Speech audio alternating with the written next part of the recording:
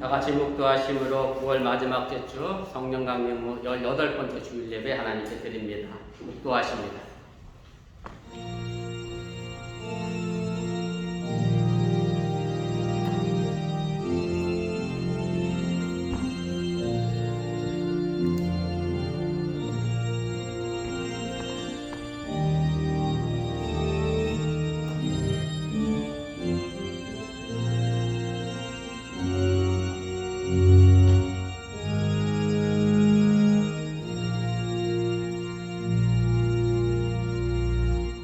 여호와여, 내가 주께 피하오니 나를 영원히 부끄럽게 하지 마시고 주의 공의로 나를 건지소서. 내가 귀를 기울여 속히 건지시고 내게 견고한 바위와 구원하는 산성이 되소서. 아멘. 사랑의 하나님, 지난 한 주의 삶이 참 고달프고 힘든 한 주였습니다. 그러나 여전히 하나님께서 내 삶에 견고한 바위와 구원의 산성이 되시기에 오늘도 건강한 모습으로 이 자리에 나온 줄 믿사오니 사랑하는 어머니께 성도들 어느 곳에 있든지 간에 하나님 앞에 부끄럽지 않는 믿음의 삶을 지켜가게 하여 주시옵소서. 예배를 시작하려고 합니다. 사탄 마귀가 틈타지 않게 하시고 주님께서 홀로 영광받아 주시옵소서. 예수님의 이름으로 기도드렸사옵나이다. 아멘.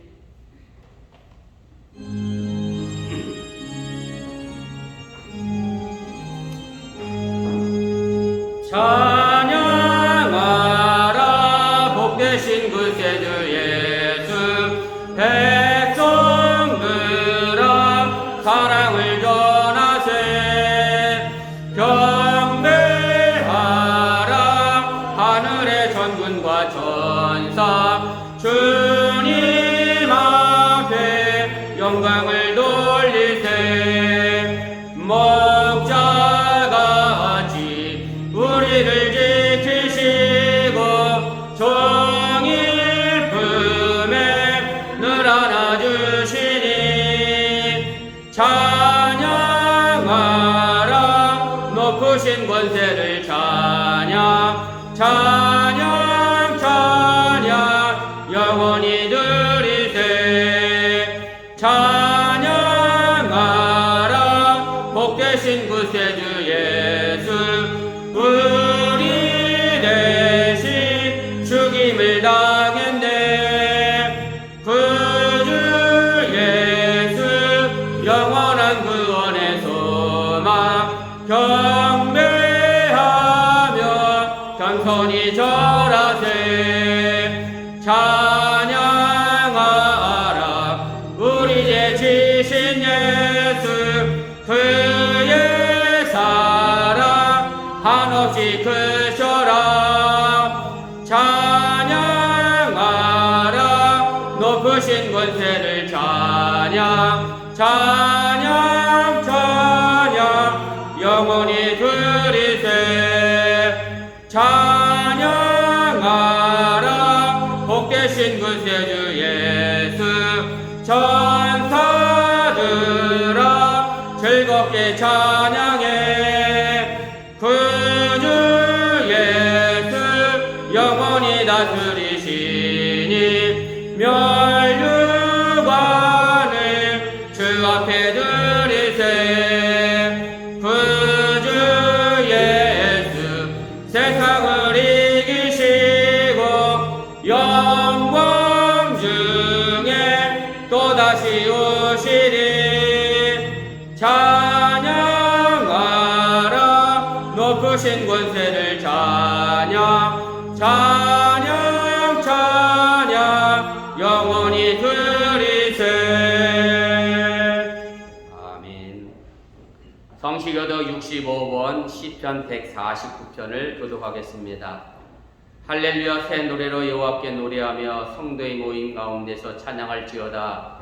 이스라엘 자기를 지으신 이로 말미암아 즐거워하며 시온의 주민은 그들의 마음으로 말미암아 즐거워할지어다. 춤추며 그의 이름을 찬양하며 소고와 수금으로 그를 찬양할지어다. 여호와께서는 자기 백성을 기뻐하시며 금손한 자를 구원으로 아름답게 하십니다. 성도들은 영광 중에 즐거워하며 그들의 침상에서 기쁨으로 노래할지어다. 그들의 입에는 하나님에 대한 찬양이 있고 그들의 손에는 분야를 가진 칼이 있다. 이것으로 문 나라에 보수하며 민족들을 벌하며 그들의 왕들을 사슬로 그들의 귀는 철부랑으로 결박하고 기록한 판결대로 그들에게 시행할지어다. 이런 영광은 그의 모든 성도에게 있도다. 할렐루야. 아멘.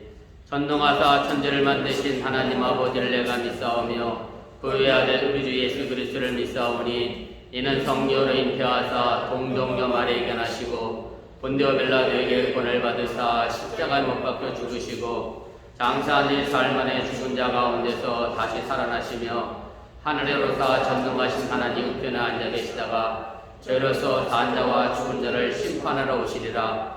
성령을 믿사오며 거룩한 공예와 성도가 서로 교통하는 것과 죄를 사하여 주는 것과 몸에 다시는 것과 영원히 사는 것을 믿사옵나이다. 아멘.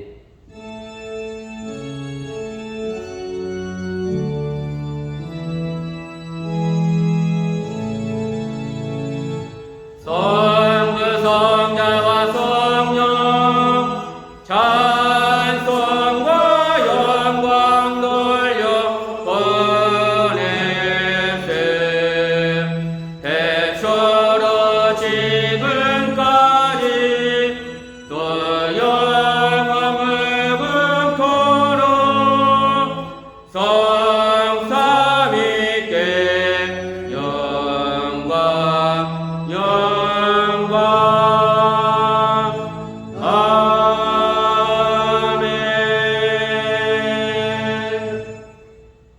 자리에 앉아주시기를 바랍니다. 이 시간을 이용하여 김정림 집사님 우리를 대표하여 기도 인도하십니다.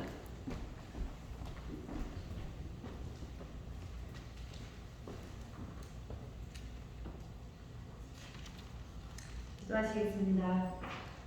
우리의 힘되시고 능력 되시는 주님을 찬양합니다. 이렇게 맑고 좋은 날을 주시고 주의 크신 사랑과 은총으로 주의 백성 삼으셔서 주 안에 기쁨으로 살게 하시고 주의 은혜를 경험케 하시니 또한 감사를 드립니다.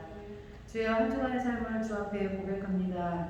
게으름으로 신실하지 못하고 성냄으로 온유하지 못하고 시기와 질투로 타인을 정죄하며 부끄러운 모습으로 살았습니다. 금방 끝날 것 같던 팬데믹의 어려운 시기가 오랫동안 계속되므로 저희들의 마음은 더욱 메마르고 강박해져 갑니다. 주님의 강한 팔로 저희를 더욱 안으시고 붙들어 주시옵소서. 우리의 바람은 오직 주께 있음을 다시 한번 깨닫게 하시고 그것을 이루시는 분 또한 주님을 잊지 않게 하옵소서. 주여 이 시간 간구하오니 육신의 불편함으로 영의 약함으로 힘들어하는 이에게 주의 긍휼을 베풀어 어루만져 주시고 위험한 현장에서 일하고 있는 성도들, 학교에서 공부하고 있는 우리 아이들에게 지혜와 명찰을 허락하시어 각자의 처해진 상황을 지혜롭게 잘 헤쳐나갈 수 있도록 힘을 주시옵소서. 애끓는 심정으로 늘 기도하며 저희에게 말씀을 먹이시는 목사님께 하늘의 지혜를 덧입혀 주시옵시고 성령의 능력으로 붙드시사 능력의 말씀을 선포하게 하시고 무엇보다 건강을 지켜주시어 하나님의 나라를 확장하는 일에 걸림돌이 되지 않도록 하여 주시옵소서. 법원 감리교회 모든 성도들의 각 처소를 축복하시고 우리 매일의 삶이 기적임을 깨닫는 소중한 예배가 되길 간절히 원하오며 살아서 역사하시는 예수님의 이름으로 기도드렸습니다. 아멘.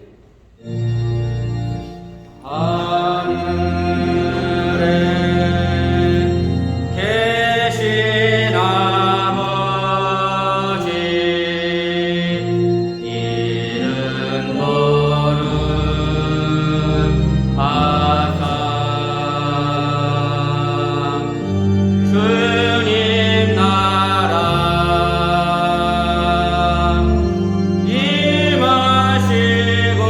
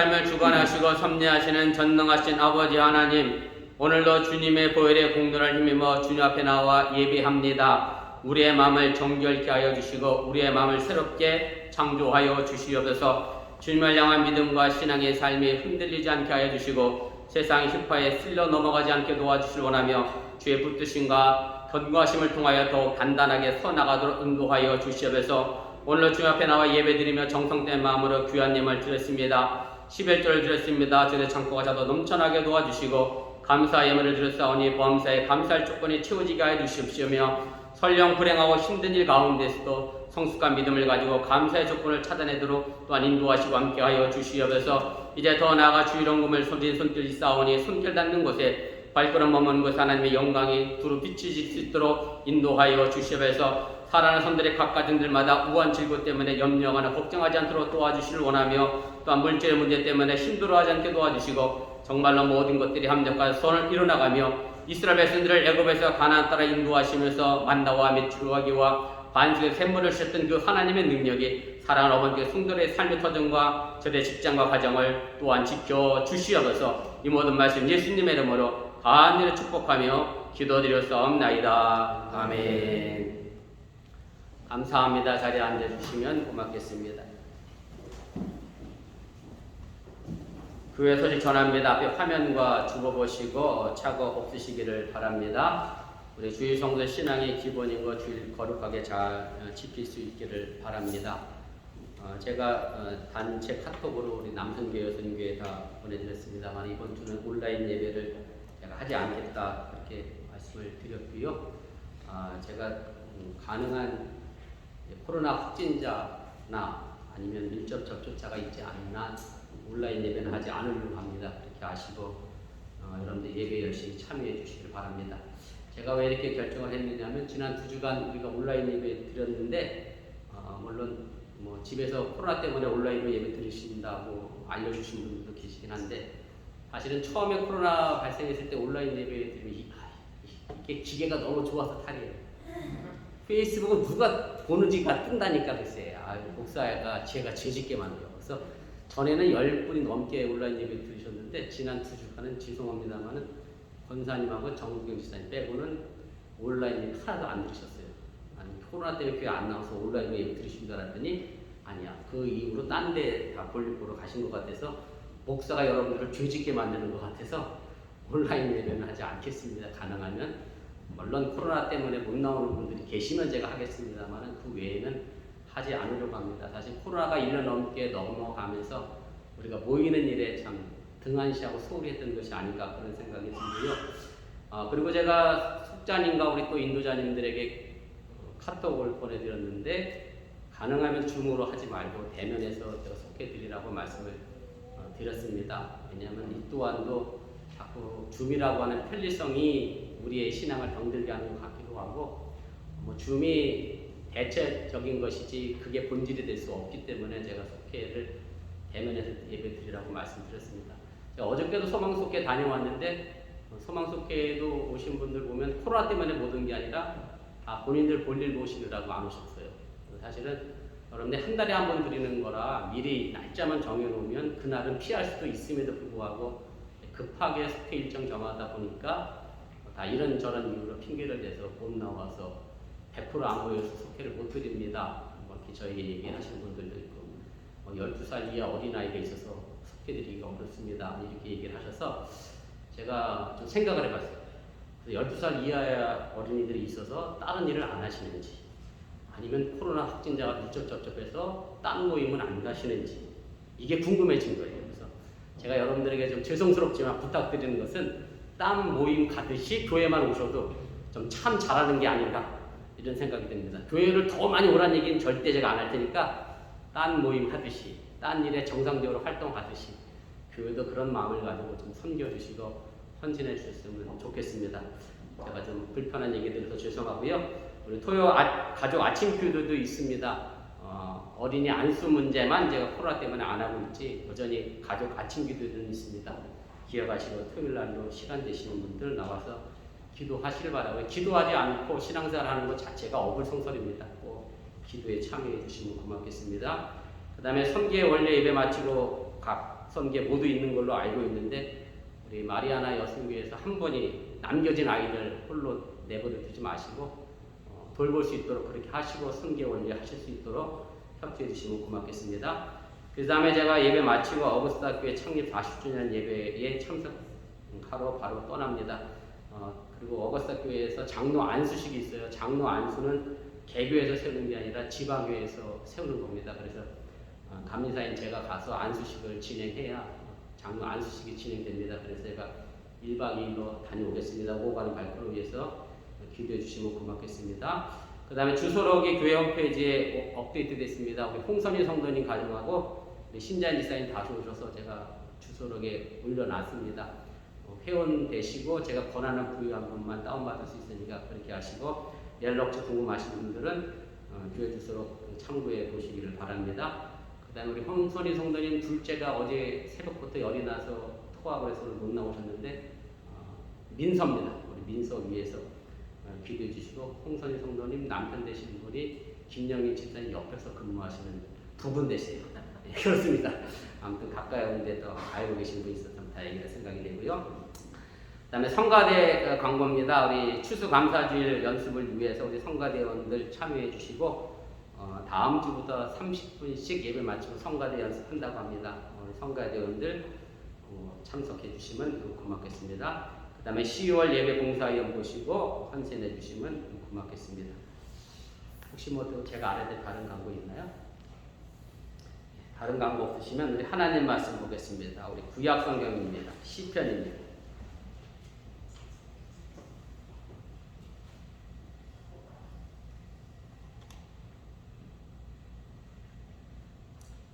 시편 51편입니다. 우리 7절 말씀부터 12절까지 말씀입니다. 한 절씩 교독하시고 우리 12절 말씀만 함께 읽도록 그렇게 하겠습니다. 우슬초로 나를 정결하게 하소서. 내가 정하리이다. 나의 죄를 씻어주소서. 내가 눈보다 희리이다. 내게 즐겁고 기쁜 소리를 들려주소서. 주께서 꺾으신 분량으로 즐거워하게 하소서. 주의 얼굴을 내 죄에서 돌이키시고 내 모든 죄악을 지워주소서. 하나님이여 내 속에 정한 마음을 창조하시고 내 안에 정직한 영을 새롭게 하소서. 나를 주 앞에서 쫓아내지 마시며 주의 성령을 내게서 거두지 마소서. 주의 구원의 즐거움을 내게 회복시켜 주시고 자원하는 심령을 주사 나를 붙드소서. 아멘.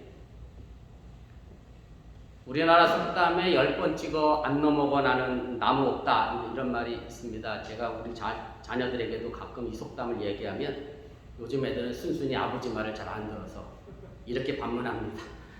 아빠 10번 찍어도 안 넘어가는 게 있던데 이렇게 얘기를 해요. 그래서 여기서 10번은 뭐 여러분들 아시겠습니다만 딱 횟수로 10번 하라는 의미가 아니죠. 나무가 넘어질 때까지 도끼질 하라는 얘기라는 것을 여러분들이 기억하시고 어쨌든 어떤 일이든지 간에 포기하지 마시고 열심히 살아갈 수 있기를 바랍니다. 이 말을 실제적으로 적용해서 결혼에 성공한 사람이 있습니다. 저도 어려서 이 소설을 굉장히 좋아하고 많이 읽었었는데요. 톰 소여의 모험, 그 다음에 허클베리 핀의 모험을 썼던 마크 튜엔이라고 하는 사람인데 이 마크 튜엔이 빅토리아라고 하는 여자와 결혼하려고 청혼을 몇 번 했느냐면 무려 17번을 했습니다. 17번 만에 청혼해서 결혼을 했는데 이렇게 간절히 원해서 결혼을 했습니다마는 그 기쁨도 잠시였고요. 아내 빅토리아가 그만 빙판길에서 넘어지면서 평생 불구로 살아가게 됩니다. 그럼에도 불구하고 이 마크 튜엔은 변함없는 사랑으로 아내를 간호하고 돌봤고 아내의 침대 곁을 떠나지 않고 불편함이 없도록 최선을 다해서 그렇게 간호를 했습니다. 그런데 어느 날 마크 튜엔이 아내의 침대 곁에서 깜빡 잠이 들었습니다. 잠을 자다가 문득 창밖에 시끄러운 새소리 때문에 잠에서 깨어나서 한참을 창밖을 내다보다가 마크 튜엔이 밖을 나갔습니다. 그리고 한참 만에 다시 돌아와서 다시 창밖을 내다보고 있었습니다. 마크 튜엔이 정원에 나가서 한 일이 무엇이었느냐면 종이에다가 뭘 글씨를 써서 나무들마다 잔뜩 걸어놓은 거예요. 예전에 노란 소 쓰고 나무에 걸듯이 종이에 글씨를 써서 나무에 달아놨는데 거기에 이렇게 적혀 있었는데 이것이 감동적인 내용입니다. 새들아 울지 마라. 지금 내 사랑하는 아내가 잠들어 있단다. 부디 그녀를 깨우지 말아다오라고 하는 글을 나무마다 걸어놓고 새로 하여금 울지 않도록 그렇게 했는데 새가 글쎄요 영어를 알아봤는지 안 봤는지 저는 모르겠습니다만은 아무튼 이렇게 마크 트웨인이 그의 아내 빅토리아를 사랑했습니다. 참 아름다운 사랑의 이야기이긴 합니다만은 뭐 이야기를 들으면서 부러우면 지는 것이긴 합니다만은 참 부러운 사랑의 이야기고 그런 한편으로는 이것이 부럽기도 하지만 또 한편으로는 이제 버겁기도 한 것이 틀리지 않은 그런 얘기입니다. 제가 왜 이렇게 아름다운 얘기지만 한편으로는 이제 버거울 수밖에 없다고 말씀을 드리는 것은 실제 우리가 이런 상황에 어떤 문제에 직면하게 되면 그렇게 쉽사리 할 수 있는 것이 아니기 때문에 그렇습니다. 뭐 그렇게 해서 뭐 오죽하면 우리나라 말에 긴 병에는 뭐가 없지요? 효자가 없다라고 얘기하잖아요. 정말 오랫동안 병이 아파 누워있는 부모님도 잘 못 돌보는 자녀들을 있는 상황 속에서 정말로 남남인 사람이 만나서 한 아내를 혹은 뭐 남편을 그렇게 지극정성으로 간호하는 것이 그렇게 쉬운 것이 아니다라고 하는 얘기입니다.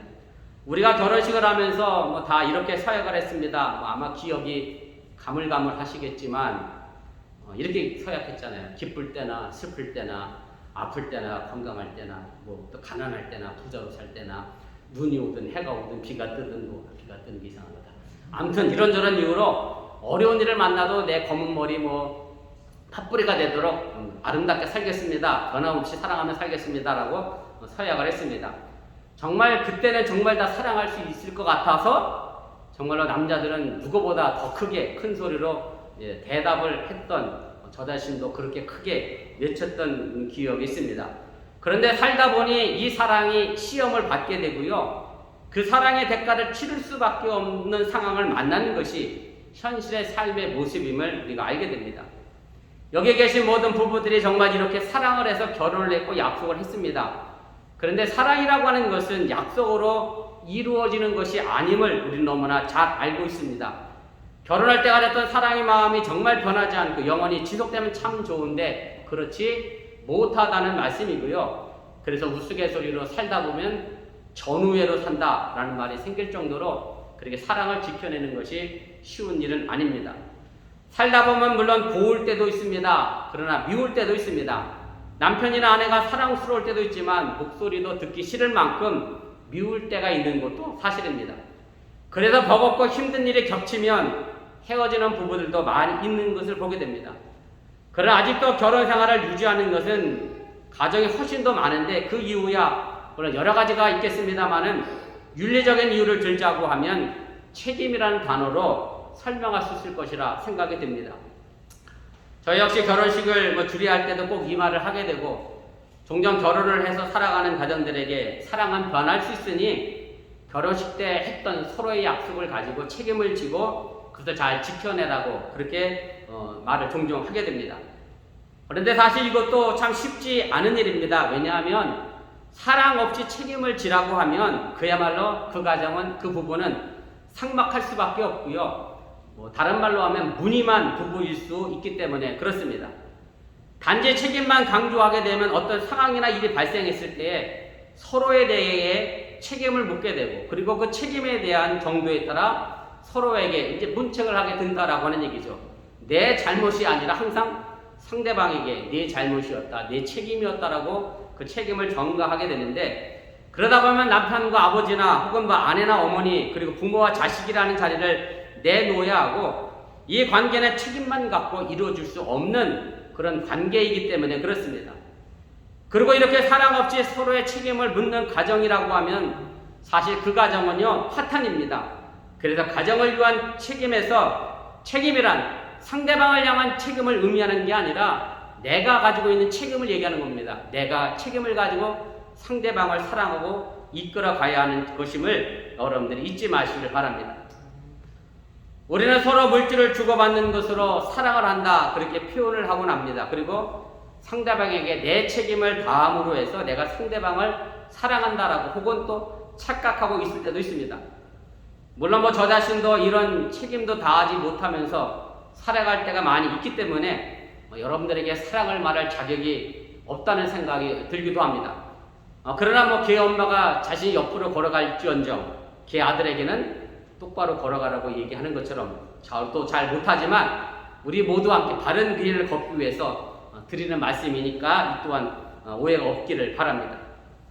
저는 종종 여러분들에게 이제 카톡을 보내곤 합니다. 뭐 가급적이면 근무 중에는 제가 보내지 않으려고 하고 있고요.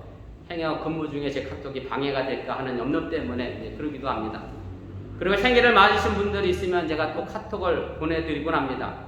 그런데 생일 카톡을 보낼 때도 그렇고 뭐 어떤 일이 있어서 여러분들에게 카톡을 보낼 때도 그렇고 제가 뭐 여러 가지 안부를 묻고 또 생일을 축하하는 그런 내용을 보내면서 이것이 그냥 카톡으로 보내는 요즘 말로 하면 립 서비스는 아닌가라는 생각을 하게 됩니다. 그래서 카톡 한 줄 쓰기도 여간 쉽지 않은 것이 이제 사실입니다.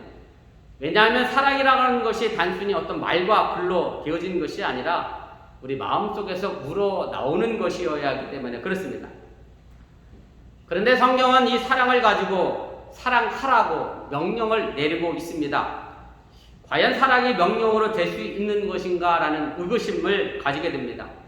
사도 바울은 감옥 안에 갇혀서 감옥 밖에 있는 사람들을 향하여 기뻐하라 그렇게 또 명령을 하고 있습니다. 기쁨도 마찬가지입니다. 기쁜 일이 있어야 기뻐하는 것이지 기쁨이 명령한다고 과연 내가 기뻐할 수 있을까라고 하는 사랑이나 기쁨이라고 하는 것은 명령으로 되어질 성질의 것이 아니기 때문에 이 또한 충분한 의구심을 가질 수 있다는 얘기입니다. 왜냐하면 사랑이나 기쁨은 모두 의무처럼 책임처럼 할 수 있는 것이 아니고 마음에서 우러나오는 감정인데 마음속에서 우러나오는 감정 없이 사랑하고 기뻐할 수 없다는 말씀입니다. 저는 바로 이런 문제를 해결할 수 있는 것이 오늘 본문의 말씀이라는 생각을 하게 됐습니다. 오늘 우리가 읽었던 시편 51편 12절 후반부에 보면 이런 말씀이 있습니다. 자원하는 심령을 주사 나를 붙드소서라고 이야기합니다. 참 소중한 말씀이라 생각합니다. 다윗은 자원하는 심령을 달라고 하나님께 기도합니다. 자원하는 심령이라고 하는 것은 자발적이고 자유로운 영혼을 말합니다. 영혼의 자유를 말합니다. 마음에서 우러나오는 영혼의 자유입니다.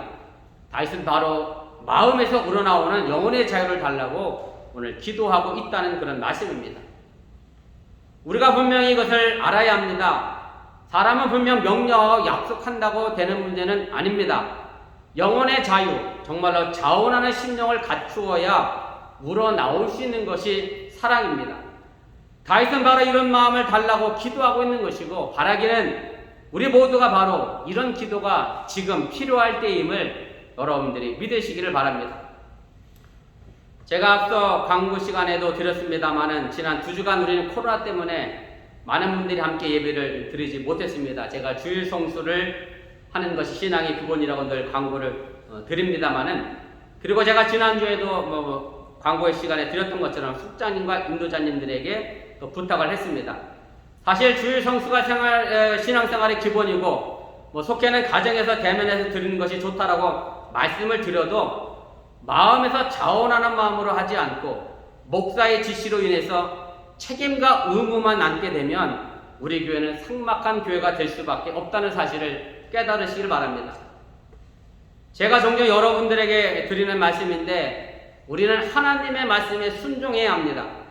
신앙생활이라는 것이 기본적으로 내 뜻대로 하자고 하는 게 신앙생활이 아니기 때문에 그렇습니다.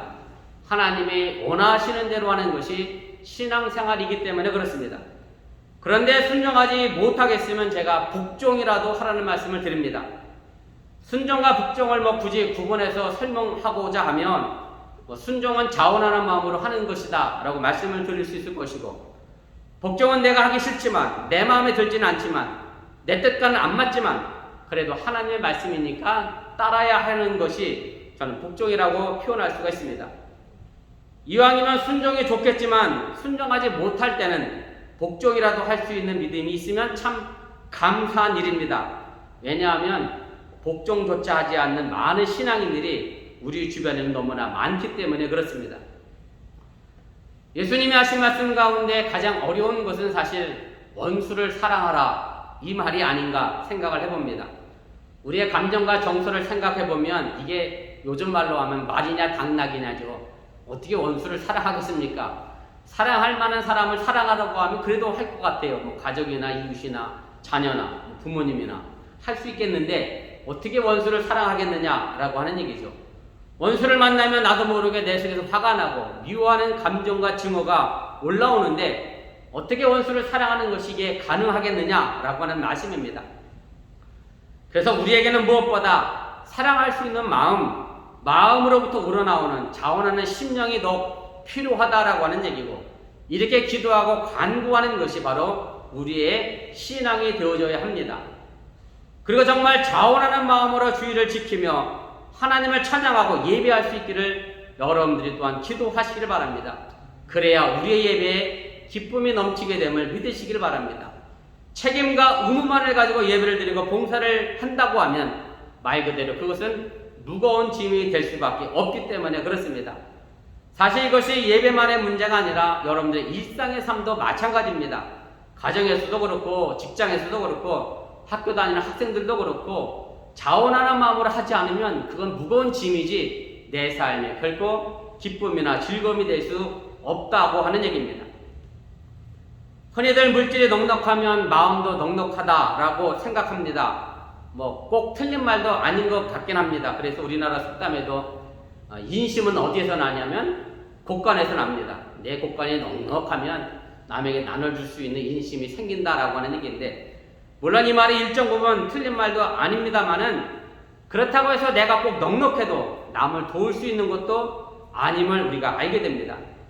그런데 우리가 알아야 될 것은 물질이라고 하는 것이 그렇게 사람의 마음을 쉽게 달라지게 하지 못한다는 사실입니다. 가난하다가 부자가 됐다고 해서 금방 달라져서 다른 사람들에게 나눠주고 퍼주지 않는다라고 하는 얘기입니다.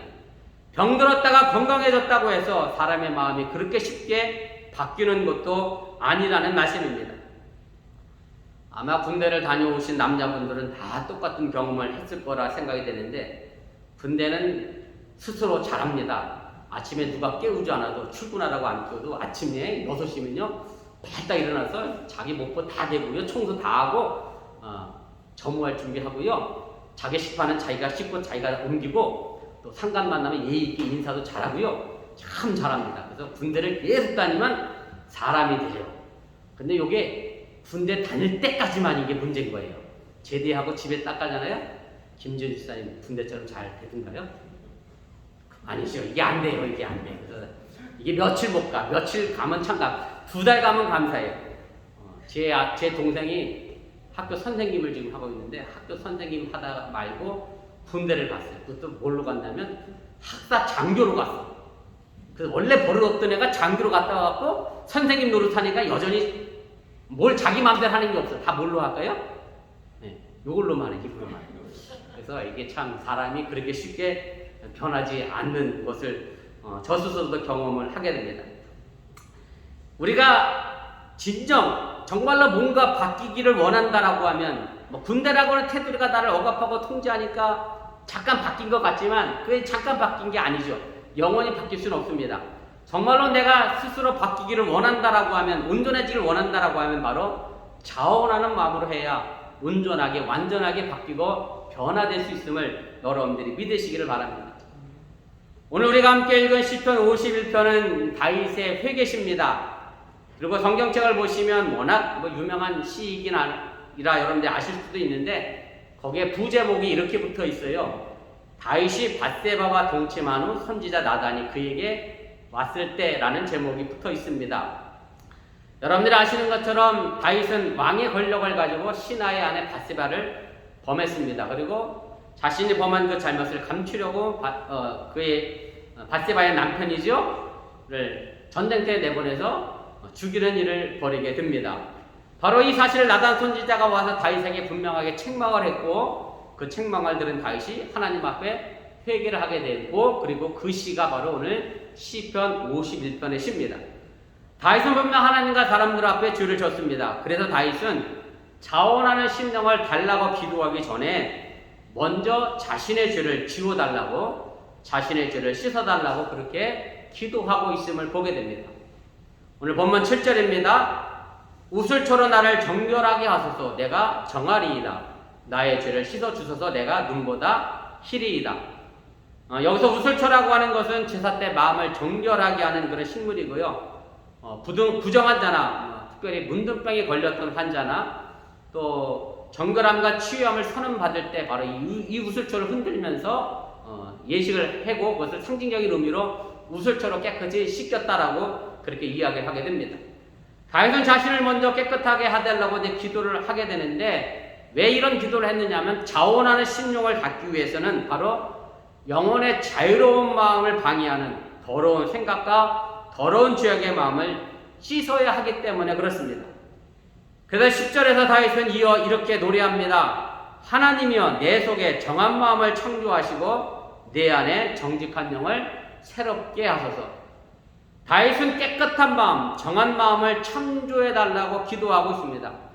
다윗은 자신의 마음이나 영을 변화시켜달라고 하지 않았습니다. 자신이 죄로 인하여 병들었으니 고쳐달라고 기도하지도 않았습니다. 이것이 이해가 될지 모르겠습니다만은 여러분들 집에서 쓰던 걸레를 아무리 깨끗이 빨아도 그 다음에 뭐로 쓰실까요? 네, 그 다음에 또 걸레를 쓰시잖아요. 그래서 바꾸려고 하면 새 거 쓰고 해야지 걸레를 빨아서 다른 용도로 쓸 수가 없다고 하는 얘기입니다. 다윗이 왜 고쳐달라고 하지 않고 새롭게 창조해달라고 얘기했느냐면 그만큼 다윗이 범한 죄가 심각하고 자신의 삶을 부패하게 만들었기 때문에 그것을 알고 있었기 때문에 그래서 고쳐서는 될 것이 아니라 온전하게 새롭게 바꿔야 함을 알기 때문에 정한 마음을 창조하시고 정직한 영을 새롭게 해달라고 기도하고 있다는 말씀입니다. 바로 이것이 우리가 교회 생활을 통해서 기도해야 될 가장 중요한 기도 제목임을 또한 믿으시기를 바랍니다. 기도는요 단지 과거나 마음에 있는 죄를 씻는 것만은 아닙니다. 바로 창조주 하나님의 마음을 담는 것이 기도입니다. 그래서 다윗은 11절에서 이렇게 이어 기도합니다. 나를 주 앞에서 쫓아내지 마시며 주의 성령을 내게서 거두지 마소서. 만약에 우리의 마음속에 거룩한 마음과 성령이 나를 지배하지 않는다라고 하면 우리는 하나님의 사람이라고 말할 수 없습니다. 그래서 우리에게는 성령, 거룩한 마음이 있어야 합니다. 이 성령, 거룩한 마음 다른 것이 아닙니다. 오늘 본문 12절에서 말하고 있는 것처럼 자원하는 심령임을 믿으시기를 바랍니다. 내가 이것을 하나님 앞에서 행함으로 보상을 바라는 것이 아니라 억지로 체면 때문에 하나님 앞에 나와 예배드리는 것이 아니라 내가 즐거워하는 마음으로 내가 자원하는 마음으로 주님 앞에 나와 헌신하고 예배하는 행동임을 여러분들이 믿으시기를 바랍니다. 이런 이야기가 있습니다. 어느 부자가 죽어서 심판관 앞에 서게 됐습니다. 부자로 살았던 사람이라 심판관 앞에서도 위세당당하게 섰습니다. 이것을 본 심판관이 그 부자를 향해서 이렇게 말을 합니다. 이 불쌍한 인생아, 너는 부자로 살았는데 내 부의 기초는 내가 땀 흘려 노력한 게 아니라 남의 것을 강제로 빼앗고 남의 피눈물을 흘려서 얻은 것이기 때문에 너는 괴로운 방으로 가라, 이렇게 명령을 합니다. 부자가 풀이 죽어서 그 방으로 들어갔습니다. 그 뒤에 서 있던 또 다른 부자가 걱정스러운 얼굴로, 근심스러운 얼굴로 심판관 앞에 서게 됐습니다. 그런데 심판관이 이 부자에게는 이렇게 말합니다. 내 부는 내 땀의 결과였기 때문에 내가 땀을 열심히 흘려서 열심히 살아서 내가 부자가 되었고, 또 어느 것이 내가 가져야 될 목이고 또 어느 것이 남에게 베푸고 나눠야 될 목인지를 분명히 알고 주었기 때문에 너는 위로의 방으로 가라, 이렇게 이야기를 했습니다. 이 두 부자가 판결 내려지는 것을 본 한 가난한 사람이 자기는 정말 가난해서 다행이다, 이런 표정으로 심판관 앞에 섰습니다. 한참 동안 이 가난한 사람의 얼굴을 쳐다보더니 심판관이 이어 이렇게 말을 합니다. 어리석은 자여, 너는 가난했지만 오직 너를 위해 가난했구나. 내가 가난했던 것은 내가 게을러서 가난했고, 내가 가난한 것은 쓸 곳 안 쓸 곳을 구별하지 못해서 사치해서 가난하게 됐는데도 불구하고 내가 스스로 청빈하다고 생각하니까 넌 참 어리석고 비굴한 가난한 사람이었다라고 하면서 후회로 가득 찬 한숨의 방으로 가라고 그렇게 명령을 내렸습니다. 그러자 다음 순서에 서 있던 또 다른 사람이 심판관이 입을 열기도 전에 저도 이 사람과 똑같이 가난하니 한숨의 방으로 가게 해주세요라고 이야기를 합니다. 그러나 심판관의 판결은 다르게 내려졌습니다. 스스로 가난하여졌지만 스스로 넘친 사람이라고 칭찬을 합니다. 모두 죽어도 또 모두 것이 남은 것처럼 정말 바닥을 박박 긁는 소리가 내게 들릴 정도로 그렇게 긁어서 나눠주는 소리를 내가 들었기 때문에 너는 참 가난했지만 부자로 살았다라고 이야기를 해줍니다. 그러면서 내가 다른 사람의 눈물을 닦아준 것이 전불로 꽃들로 변하여져 있는 기쁨의 방으로 가라고 그렇게 명령을 했다는 얘기입니다. 바로 이런 사람이 가난하지만 진정한 부자의 모습입니다. 가난해서 어려운 이웃을 못 도와주는 것이 아닙니다. 그리고 부자라고 해서 도와주는 것도 아닙니다. 아무리 부자라고 해도 마음이 없으면 도와줄 수 없습니다. 설령 내가 없다 하더라도 마음만 있으면 우리나라 속담처럼 콩 반쪽이라도 조금이라도 나눌 수가 있습니다. 교회도 마찬가지입니다. 어떨 때는 기쁜 마음으로 봉사를 합니다. 그러나 어떨 때는 입에 불평을 가문치 합니다. 많은 사람들에게 함께 하자고 아무리 권유하고 부탁을 해도 마음이 없는 분들은 봉사를 할 수가 없습니다. 결국 교회 일도 자원하는 심령이 있느냐 없느냐의 문제입니다. 내 마음속에 우러나오는 마음이 있느냐 없느냐의 문제임을 여러분들이 기억하시기를 바랍니다. 지난 세기에 공산국가가 몰락을 했습니다. 유일하게 남은 국가는 북한이라고 해도 틀리지 않을 것 같고, 오늘 아침 뉴스를 봤더니 시진핑이가 세 번째 집권하려고 문화혁명 때처럼 모든 문화를 통제하고 있다. 그래서 BTS가 중국에서는 볼 수가 없다라고 하네요. BTS를 통제하고 있다. 이런 제가 뉴스를 봤는데, 그런데 사실 공산주의가 그렇게 나쁘진 않습니다. 나쁘지 않은 이론인데 지난 한 세기 동안 이 공산주의는 실패했습니다. 그 이유는 사실 아주 간단합니다.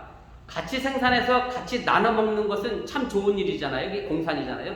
이걸 자발적으로 하면 정말 좋은데 이걸 독재로 강제적으로 규정했기 때문에 공산국가는 망했다라고 하는 얘기죠.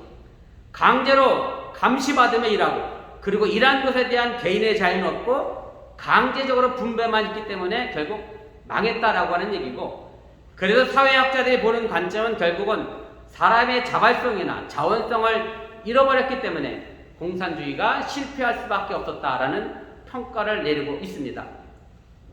사도행전 2장 44절부터 47절에 있는 초대교회의 모습을 보면 이것을 보고 일부 학자들은 초대 공산주의 공동체다 그렇게 이야기하기도 합니다. 공산주의의 시초는 바로 성경에서 출발했습니다. 제가 읽어보겠습니다. 잘 들어보세요.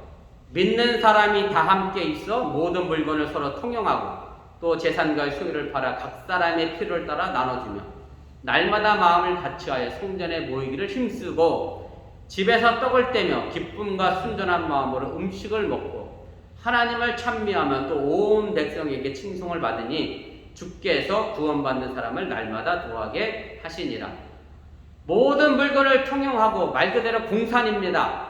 필요에 따라 나눠줍니다. 여기까지 본다면 현대 공산주의 이론과 별 차이가 없습니다. 그러나 그 다음이 다릅니다. 날마다 마음을 같이하여가 다릅니다. 우러나오는 마음, 자원하는 심령으로 그렇게 했다는 겁니다. 이것이 바로 실패한 공산주의와 다른 것입니다. 더 나아가 초대교회 교우들은 일당 독재의 감시를 받은 것이 아니라 성전에서 하나님을 찬미하며 살았습니다. 하나님의 영, 하나님의 마음을 배우고 그 마음으로 자신들의 마음을 갈고 닦았기 때문에 이런 공산사회가 가능할 수 있었다는 말씀입니다. 그렇다고 해서 지금의 자유를 내세우는 자본주의가 옳은 것도 아닙니다.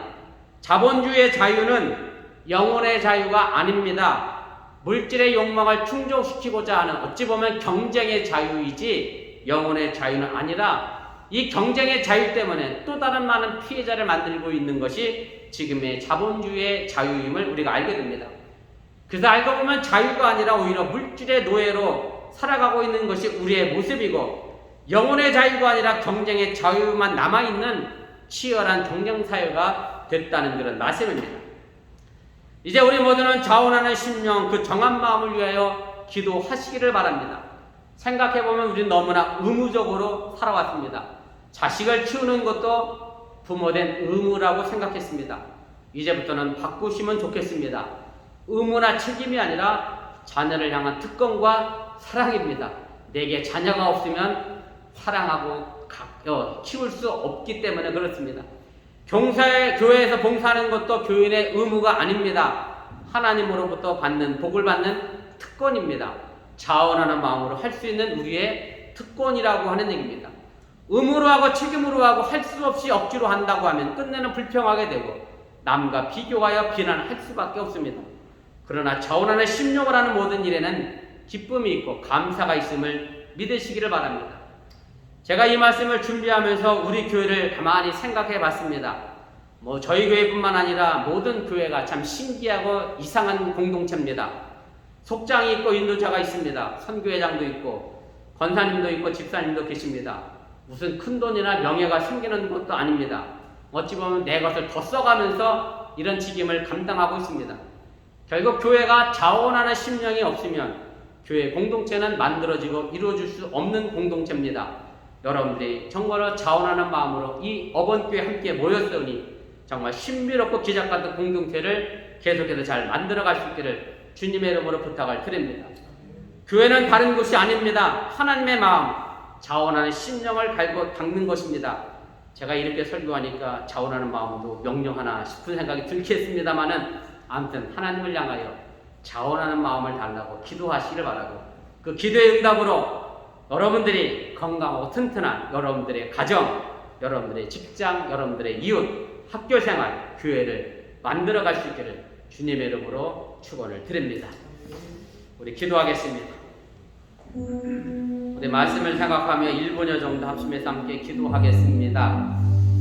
제가 지난 2주간에 우리 교회의 여러 가지 현상을 바라보면서 오늘 이 말씀을 정했는데 사실은 여러분들에게 좀 무거운 말씀일 수도 있습니다. 물론 저 자신도 마찬가지입니다만은 참 자원하는 마음으로 헌신하고 봉사하는 것 다 알면서도 쉽지 않은 것이 사실이고 사실은 우리들 마음속에 자원하는 심령을 달라고 기도하지 않으면 정말 예배도 그렇고 모든 일들이 의무고 책임이고 그러다 보면 무거운 짐이 될 수밖에 없습니다.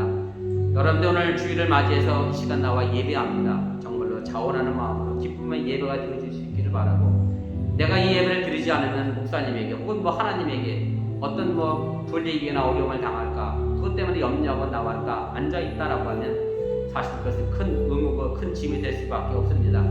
사실 교회뿐만 아니라 여러분들 가정도 마찬가지죠. 내가 남편을 사랑하고 아내를 사랑하는 마음으로 가정을 이끌어가야지 그것이 책임과 의무만 남아있다고 하면 부모와 자녀의 관계도 마찬가지고 그런 관계 속에서 의무와 책임만 남았다고 하면 학교 다니는 자녀들도 마찬가지죠.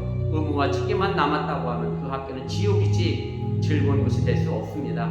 여러분들이 직장생활도 정말로 자원한 마음으로 기쁨으로 직장생활 해나갈 수 있기를 바라고 모든 영역에서 하나님 앞에 자원하는 심령을 달라고 다윗처럼 기도할 수 있기를 바랍니다.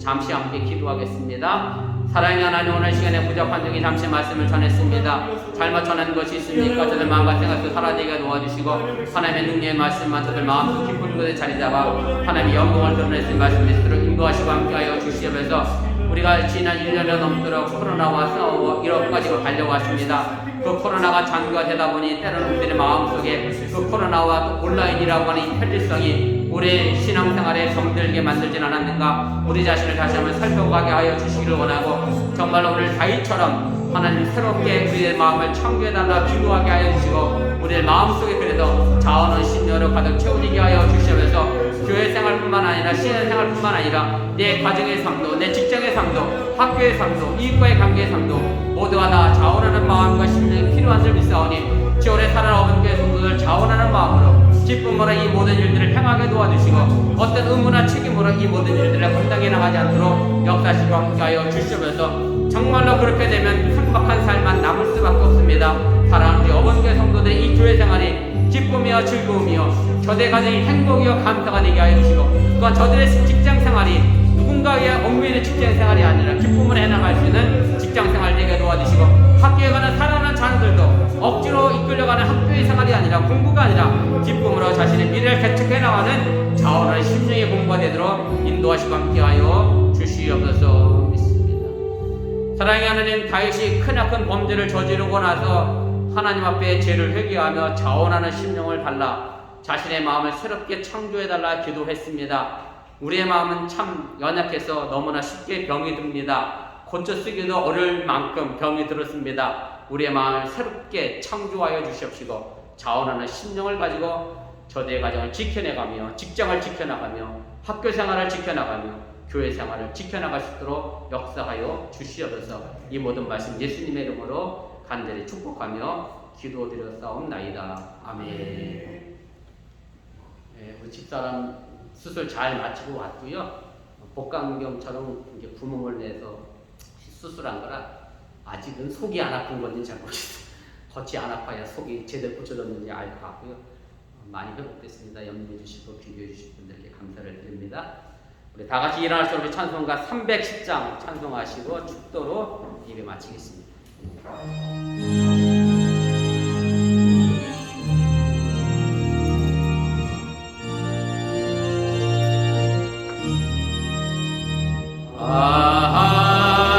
하나님의 은혜로 있을 데 없는 자 왜 구속하여 주는지 난 알 수 없도다.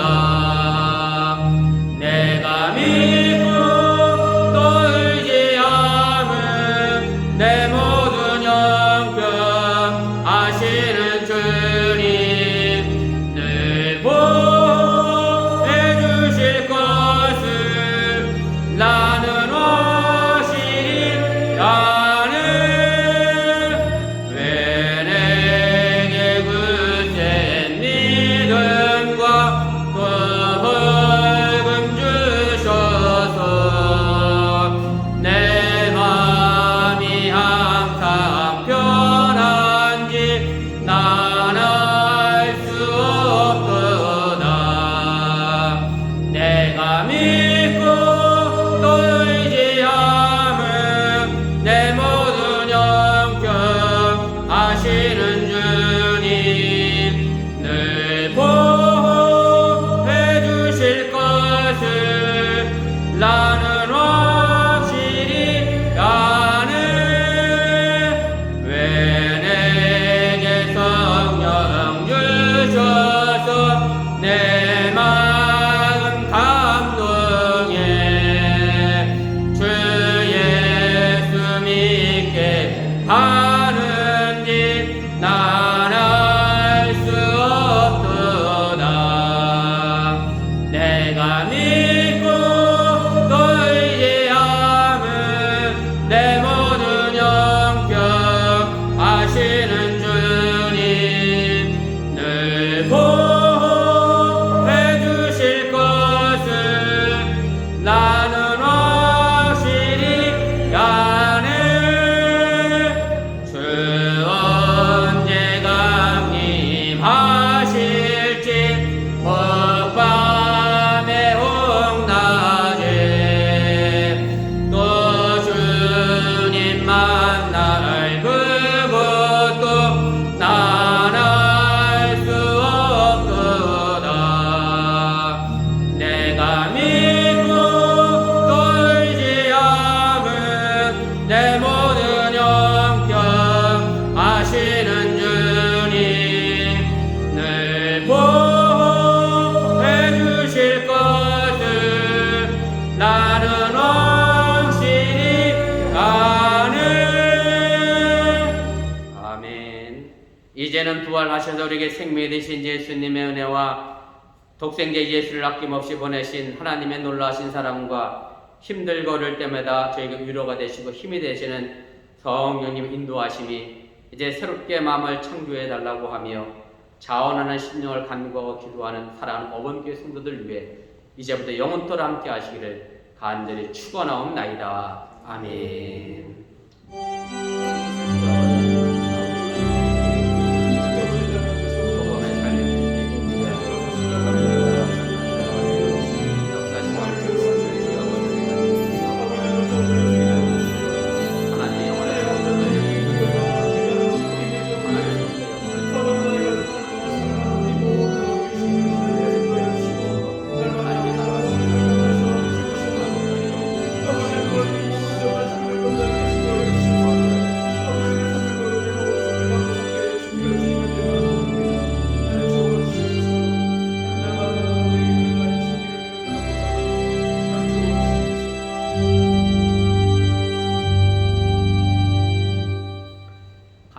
감사합니다. 건강한 모습으로 10월 첫째 주일에 뵙도록 하겠습니다.